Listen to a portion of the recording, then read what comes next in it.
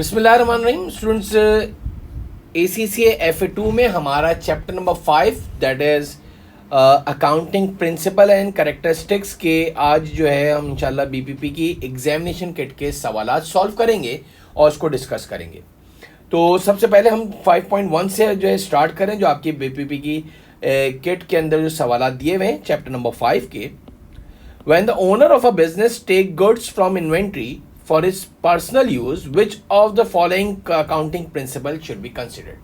मैंने शायद आपसे लास्ट टाइम भी डिस्कस किया था कि ओनर जब अपने पर्सनल यूज़ के लिए कोई चीज़ भी गुड्स विड्रॉ करता है तो वो बिजनेस एंटिटी प्रिंसिपल के लिहाज से ड्राइंग्स की एंट्री रिकॉर्ड की जाती है।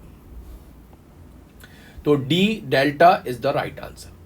फिर लिखा हुआ है आइटम्स 5.2,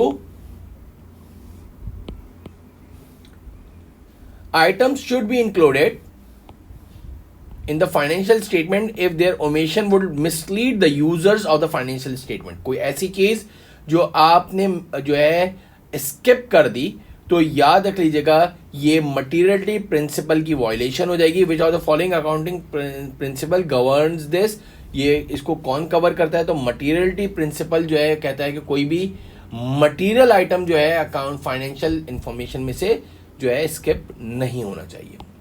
नेक्स्ट आपके पास है a business owns a non current asset which cost 4,000 and is recorded at its net book value in the financial statement.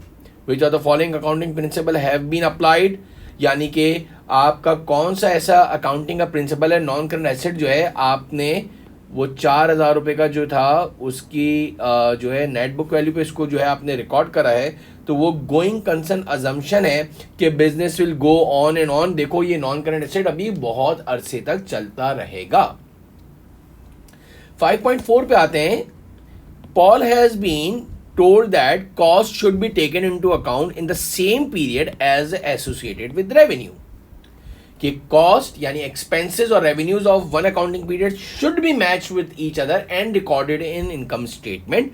तो ये हमने जो है 5.4 के अंदर अक्रूवल बेसिस के अंदर पढ़ा था कि आपका एक अकाउंटिंग पीरियड के अंदर जो भी कॉस्ट और रेवेन्यूज है उनको रिकॉर्ड करना लाजमी है, चाहे आपने कैश दिया हो या ना दिया हो, कैश रिसीव हुआ हो या ना हुआ हो विद रिस्पेक्ट टू रेवेन्यूज। तो याद रखना है। 5.4 की बात करते हैं। जैसे कि हमने जब चैप्टर डिस्कस करा था according to the conceptual framework which of the following are fundamental characteristics of financial information. तो ये आपके पास रेलेवेंस भी है और फेथफुल रिप्रेजेंटेशन है, जो कि कंपलसरी थे, मैंडेटरी थे। 1 and 2 बोथ जो है बी जो है A alpha is the right answer of 5.5। फिर नेक्स्ट आपके पास what accounting principle state that for accounting purpose a business is separate from its owner. ये हमने पढ़ा था बिजनेस एंटिटी प्रिंसिपल के ओनर की एग्जिस्टेंस अलग है और उसके बिजनेस की एग्जिस्टेंस अलग है, दोनों के सेपरेट लीगल राइट्स हैं। 5.7 के अंदर अगर हमने बात करी थी a number of users would broadly agree that faithful representation have been achieve. तो मैंने शायद आपसे कहा था जब हम बुक की रीडिंग कर रहे थे, which qualitative characteristic of financial information is describe by the statement.